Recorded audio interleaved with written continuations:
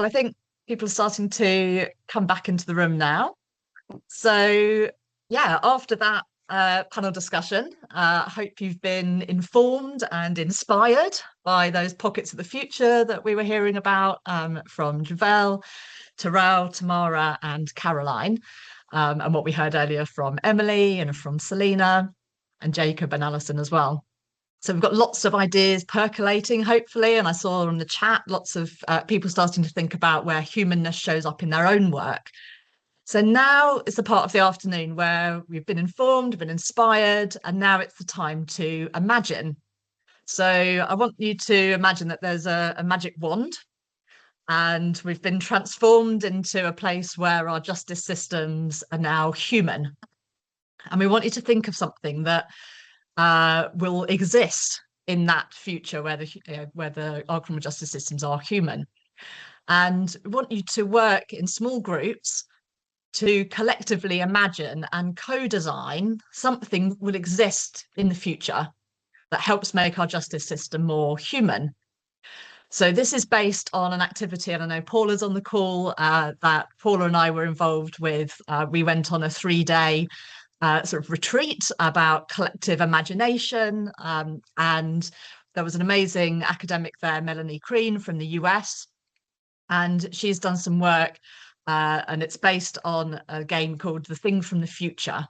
So I'm going to test it out. We did it in person, so we're going to test out doing this sort of online. So the idea is that you'll work in your groups to think about something that will exist in the future. And to help you along, we want you to pick something from the thing side, which is, it could be an event that's on in the future. It could be an organization. It could be a community or a fellowship. It could be an app, if you're more, sort of technical, or a media platform. It could be an artwork or a play. We've been hearing about the arts. It could be an object, or it could be physical building. It could be a retreat like Paula and I went on, or it could be something else. But we want you to think of a thing that you're going to design or co-design and imagine that would exist in the future where our justice systems are more human. So the first discussion in your small group is to think about what is it that you're going to imagine? What is it that you're going to co-design? And then I want you to think about, just to sort of help you with that, is to pick one or two words that it relates to. So these are words that were part of that word cloud, things we've been talking about in the discussion today. So it could be something that is about belonging. It could be something that's about healing. It could be about the arts or trust, growth, listening, being valued, feeling empowered, self-discovery, purpose, or something else that your group decides. So we're going to pick one thing that you're going to design and a sort of a context to focus on. And I'll put these all in the chat so that we can you can refer back to them. I'll keep them on the screen. And we'd like you to work together in your group. So I'm going to put you in a group, and there should be about 3 or 4 people per group. And we'll have about 15-20 minutes to co-design your thing from the future. And then we'd like you to have one person that will volunteer to share with the rest of the group what it is that you've come up with, what you've created, what you've co-designed, co-imagined that belongs in the future. And then we'll discuss that as a group. So any questions before I put people into their groups? Is that clear? Anyone who got any questions? No? Okay, so I'll put people into groups. We've got about 20 minutes for you to work together and be creative as you like. And what I'd say as well is draw on those pockets of the future that you've either heard about today in the workshop, or that you've seen, or that you're involved with. This is an opportunity as well to talk about your work, the humanness that you're trying to sort of inject into our current system. Are there things that you're working on that you want to see more mainstreamed and scaled up? So yeah, draw on pockets of the future, things that are happening now that you'd like to see to be more mainstreamed in the future. So maybe we'll kick off with with our group, and then we'll move to another group. So I think Javel and Camilla are going to feedback from our group. So you want to kick off with what we came up with, we designed in our group. Camilla, if you want to introduce what you started with at the beginning, and I'll Yeah. finish off from there. Okay. Well, we thought about a platform that can share different knowledge of people in prison and share this knowledge to people outside, inside. And in this way, we will give, they will have like trust and empowerment about these different things that everyone has. It can be cooking recipes, it could be, I don't know, like artistic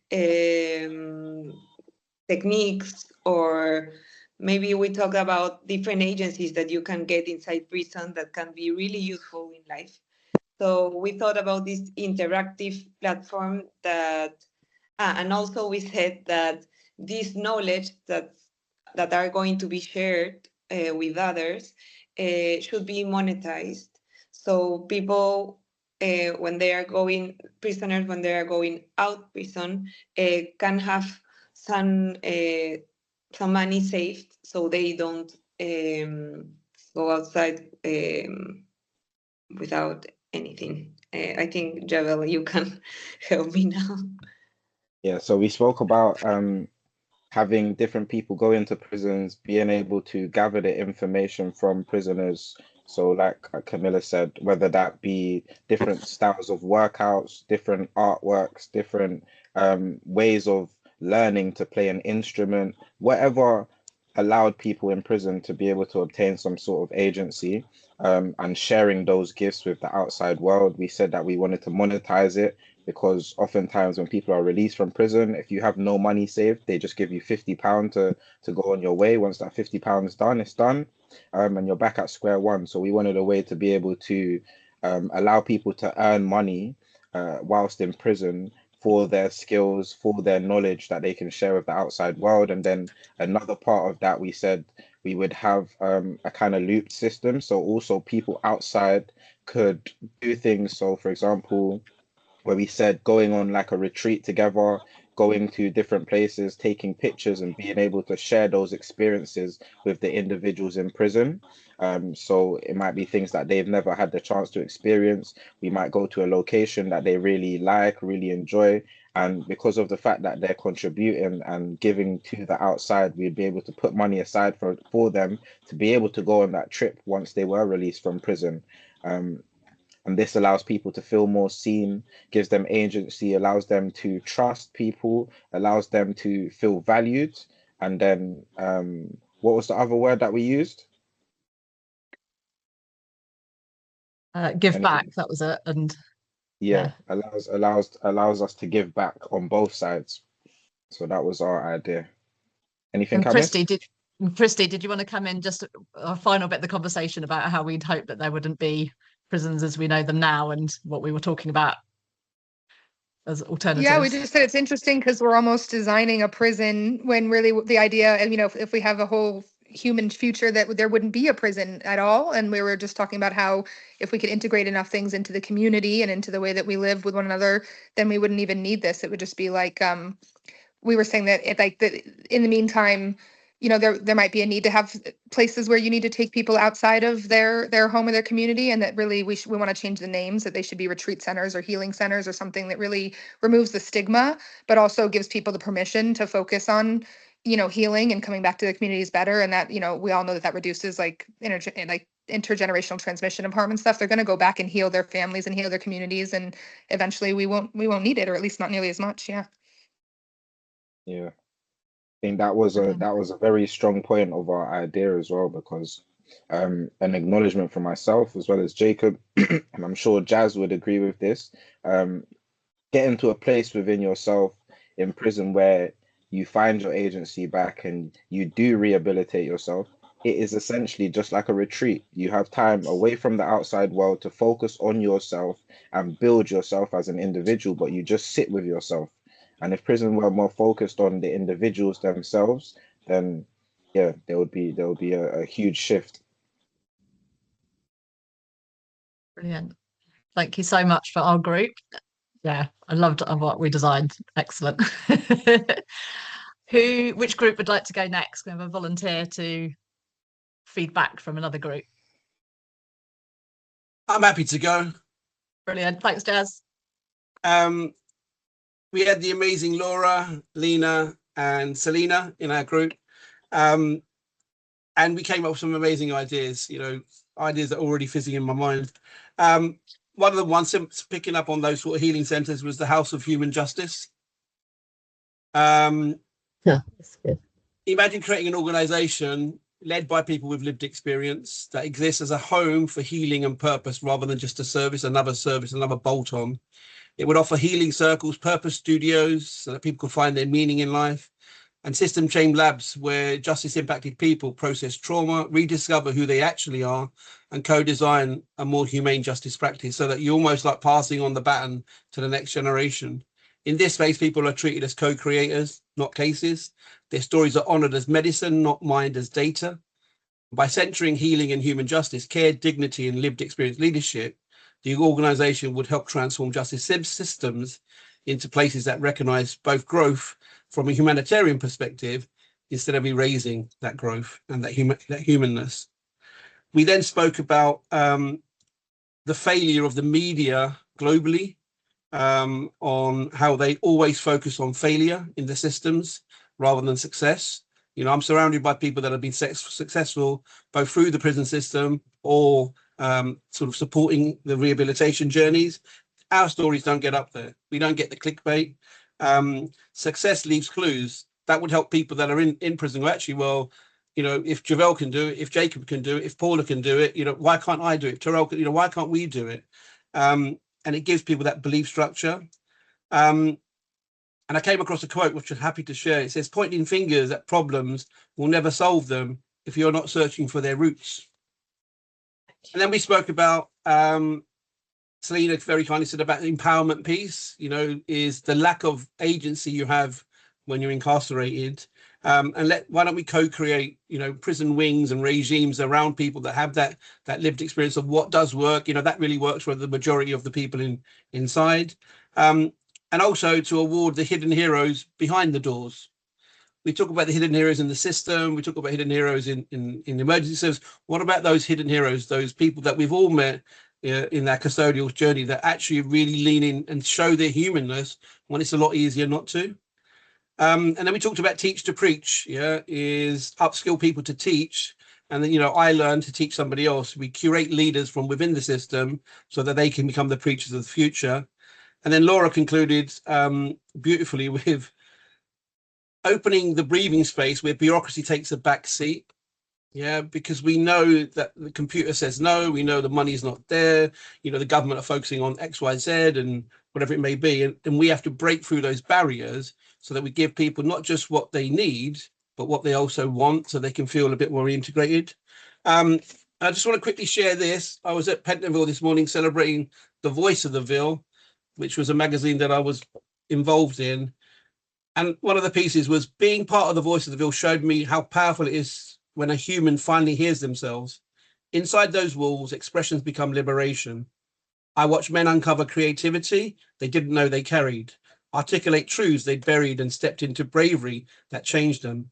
Some found writing joyful, others found it painful, but all found it meaningful. The Voice of the Ville became a place where dignity returned and possibilities reopened. Its impact endures because once a human discovers their voice, they discover their agency, their hope, and their right to rewrite the future on their own terms boldly. Wow, what a perfect piece of writing that you found there, Jazz. Yeah. Excellent, thank you. Would Thanks anyone for that, else from Jazz. Same Jazz's? Yeah, excellent, thank you.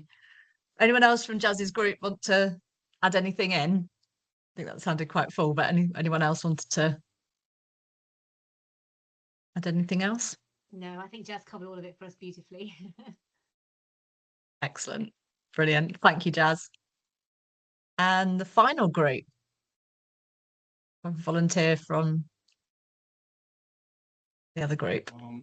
I'll jump in. Thanks, My Terrell. group, yep. My group was Tamara, Jefferson, Caroline, and oh, I'm so sorry. I'm so sorry. We have Sophia. I'm so sorry, Sophia. So the first thing we talked about, well, one of the first things we talked about was this idea of what justice is. Jefferson had a really nice piece. Hopefully, he can add on at some point. We talked about this understanding of what justice is needs to change or needs to be recalibrated. How we look at things, and talked about how, automatically what comes to mind when you think of the justice system is, something punitive, right? And especially when we've been fighting against that. So being that we had a magic wand and all, we figured we'd just wave it and do away with that justice system and create our own.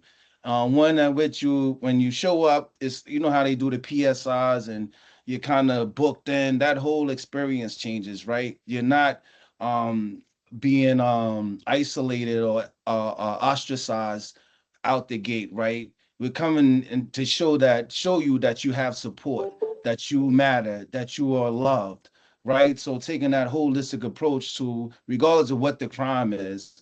And also we talked about, doing away with, prisons altogether. Think more, just because we don't have any other term for like home confinement, where a person is not ripped away from the community, ripped away from their support system, but that's when the support is turned up for the person, right? And the idea would be for the person to go through, we're not even going to call it a system, this community we talked about, right? Instead of having people come in and thinking, oh, we're going to build this support system thing, right, that works for people coming out of prison. How about we build community, or just not even build, be community for these people? And what does that look like? People kind of bringing whatever expertise they'd have to the table, right? And that person, when they're released, would be entered. They're not even getting released, right? So when a person enters this community, what they're feeling is all the things that were most likely absent when they committed their crime, right? Because a lot of people, we've learned, didn't have that upbringing that's needed to rear a whole human being, to be honest with you, right? And so kind of addressing those issues and being more intentional about that humanistic approach, to where you're addressing the whole person and not what that person might have done. But so we went on and on about what that would look like. And I'm gonna invite some of my teammates to step in and talk about some of that, because I'm frankly tired of talking. So yeah, that was our whole idea. And it embodied all of these things. It's related to everything in the pink as well. Brilliant. Thanks, Terrell. Anyone from your group want to add anything else in? Well, we also said how that must involve like that shared mission, right? And what that means in practice can really be like getting together, no matter the language barriers, no matter like where people are coming from and so on, but just knowing what your kind of role is within that. And what we also were talking about is sort of the idea of like, a field of flowers, basically, like you need to have weather and rain, and you need the sun, and you need like various different influences, and that's how we kind of envisioned that ecosystem to look like as well. Love that. Yep.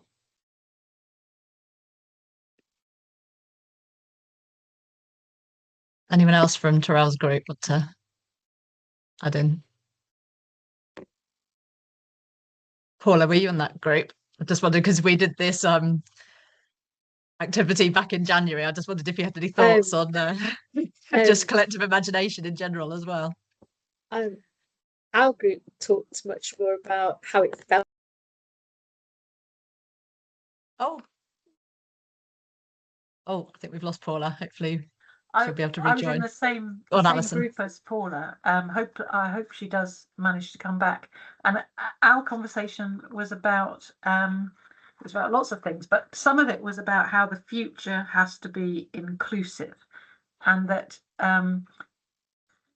we've got to stand up against the conversation that excludes either certain types of offenders or, I mean, people in general. So Paula told a very powerful story about an event she was at this morning that was about women. She's just rejoined us as well. Oh, great. Paula can tell her own story. Is she with us? Yeah, I think she's just joined. Could you carry on, Alison? Carry on, Alison. I was just Alison. about to tell your story about your carry experience on, this morning. carry on. So no, you do it. Well, I'll do it. You can correct me. So my version of Paula's story is that she was at the meeting this morning. It was on women in prison, and she made the really powerful point that there's been this huge movement against violence, about awareness and the prevention of violence against girls and women. And she suddenly realized that this conversation, where huge progress has been made, doesn't include women in prison. And she felt, where am I represented in this conversation? And felt it very personally, and was aware that there was a conversation going on that she felt she should be part of, but was kind of excluded. And that when politicians and policymakers are challenged about that, there's this kind of, oh, well, we have to be realistic, there's only so far we can go. So there's something about people in prison, and then on top of that, there's something about certain offence groups in prison that we're allowing to be excluded from conversations where they just need to be at the centre. I don't know, Paula, I don't know whether I've represented you right, but I thought it was such an important thing to say. Yeah, thank you. I think what came from our group was more not the artifact of what the future looks like, but how it would feel to be in the future. Yeah. And I think everybody in our group explained in their own way what it felt to feel safe, and that what we're trying to build and understand is how to get to safety, emotional safety, so that you can get from behind the multiple masks that we wear, and we can connect together as people. So, like, I don't know, that was my impression of what was going on. It was like feeling safe, feeling connected, feeling wanted, feeling like you belong in those spaces. So maybe what we were trying to get to is, this is how we want our future to feel. Yeah. And if you acknowledge, I think deep down, if you actually lean into what you feel, then the things that you build are part of that, aren't they? They will mirror the feeling that you put into the work, rather than the work try to generate the feeling, if that makes sense. Like, to be led by the feeling of what we want to achieve, and to remember that all the time, and like to pull back out of things that don't feel safe, but be connected to your feelings. So the thing that Alison talked about was, suddenly I was in this quite important meeting this morning where I wasn't really talking about my lived experience. I was there as like an expert person around women in prison, and then suddenly this thing came to me, like, I'm not in the strategy. And I actually said it like that, I'm not in the strategy. And I don't know where that came from. It came from this really deep place in me that wasn't about Paula Harriott, the CEO of Unlock, to having an expert view on. It was, I wasn't in the strategy. And I just thought, oh, bloody heck, I'm not in the strategy. So yeah.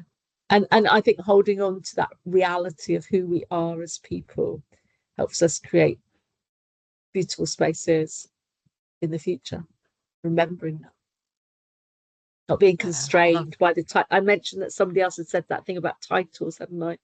I can't remember who had put in the chat, some gentleman that had said, we need to get rid of the divisions, we need to get rid of the titles, we just need to start connecting as people. I love that. Feeling safe, feeling connected, feeling wanted. Yeah.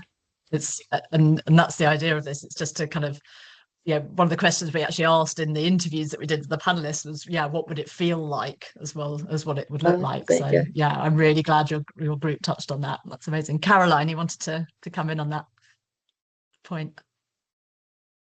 Oh, you're on mute. That's it. I like see is for us not forget the intersectionality. When you look for the future, remember the race and gender, because you know in prison have more Black people, but you not speak a lot about this, and it's very important this power space have Black peoples too. So when you look for the future, not forget the race and the gender, because why I say a lot is about the women's, but the Black women's have a lot of ions, have a lot of energize for us too. So I hope this day have a lot of ideas, but every time you remember intersectionality is what I like say this moment. Thank you, Caroline. That's brilliant. Did anyone else want to come in on what their group had talked about, or also to ask you whether what you imagined, what you created, where are you seeing elements of that in your work, or where you've maybe been abroad and seen something? Where are these pockets of the future? Is what you designed completely different from what's happening, or are you able to identify little pockets of where what you're describing, what you're imagining for the future, or what you're feeling in the future is happening now? It'd be great to hear. We've heard from our panelists, but it'd be great to hear from anyone else on the call about some sort of pockets of the future where this is happening within your own work. I could say something from my visit recently. First of all, on pay and recognition, in New Zealand, there was someone with kind of Maori background, lived experience, and then someone from Pacifica background with lived experience, both of them newly appointed as research directors within the corrections service. And I got quite excited. I spent a lot of time with them and getting to know them. And it felt like they were being paid in the same way that anybody working in a civil service job would be paid for their expertise. And it was so exciting. And both of them said, I could never have seen myself in this position, but here I am with this opportunity to be valued for my lived experience. But they also just spoke, they spoke so much sense. So that was one thing I saw that I just thought was really exciting and good practice. But also there's a movement for this group of people to almost kind of, somebody wants to fund them to develop their own prison, exactly as you've all been describing. Start from scratch, co-create it, make it a place of healing and growth. None of this stripping people naked when they arrive. This is about welcoming you and helping you heal. And in the New Zealand case, it's very much linked to people getting back in touch with their ancestry and their a sense of identity that a lot of them have lost. And so I saw glimmers of that, and I felt like this is definitely something that's heading in the right direction. And it felt like the prison service is ambivalent about doing it and doesn't know how far it wants to go. But certainly it was where I came away inspired by quite a lot of what I was seeing. Thanks, Alison. Brilliant. Love the sound of that. And I was talking in our group actually about Hope Street, so the sort of a women's residential centre that's for women that are in custody, but it really doesn't look or feel like your traditional prison. That there's a cafe for the community to come in. There's also co-working spaces for different professions to come in and be part of that environment. So there are these little sort of pockets of the future where people are trying to do something different. Any other examples, any other sort of pockets of the future that people want to talk about that they've seen that are similar to what you've been imagining? I think I'll just quickly contribute, having just been to the San Quentin Learning Center and their ribbon cutting last month. It's such a complex issue there because the obvious questions of investing millions of dollars into a new incarceration structure in a place of historical harm, I think raises just so many really important questions. I must say, being in the edifice itself, I was struck with something that maybe I hadn't quite understood that was palpable while I was there, which is that like as an emblem of hope, it was certainly that. And I just think like for me, it's become sort of a starting point of thinking about like where not only where resources are allocated, but like in those emblems, like how people are included, who belongs, who, like, is the community a part of how those resources grow and thrive? So anyway, more questions than I have a statement, but I just wanted to include it. It felt relevant to this subject. Absolutely. Thanks, Daryl. Any other examples that people want to draw on that they've seen, little pockets of the future?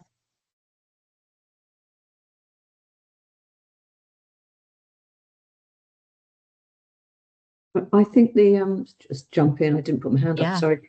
I think the work that Dr. Sarah Lewis is doing around, the culture change piece in prisons and build, and again, it's linked to Tamara's work, really getting the people who work inside prisons to see the benefits to everyone of just making those spaces safer places to live, safer places to work, safer places for people to visit, and to really bring in, the outside world. So I think, we've seen, amazing changes in ISIS prison, and we had the governor of ISIS on earlier, really, taking drastic steps with that whole kind of segregation based on gang affiliation and gang membership. That's a thing of the past now. It's a community. It is one prison, and these are the rules. These are the kind of regime that everyone has signed up to. So, okay, obviously the prison officer staff are really keen to reduce levels of violence, but equally, the people who live there want to feel safe. So again, going back to that, a place of safety. So I think, we've seen amazing work there where we now have a peace wing and a growth wing for people to have particular help and support to help them heal. So I think, that moving towards that model of, peaceful environments and people really buying into that and signing up for that. I think that is incredibly hopeful. I mean, from a prison that has a young offenders, institute with high levels of violence to opt as a whole community to try and aim to be a peaceful prison. That's amazing. So yeah, I think that's quite hopeful. I take a lot of hope from that. Thank you for sharing that, Bernie. And actually, we have Sarah is going to be one of our panelists for the next workshop.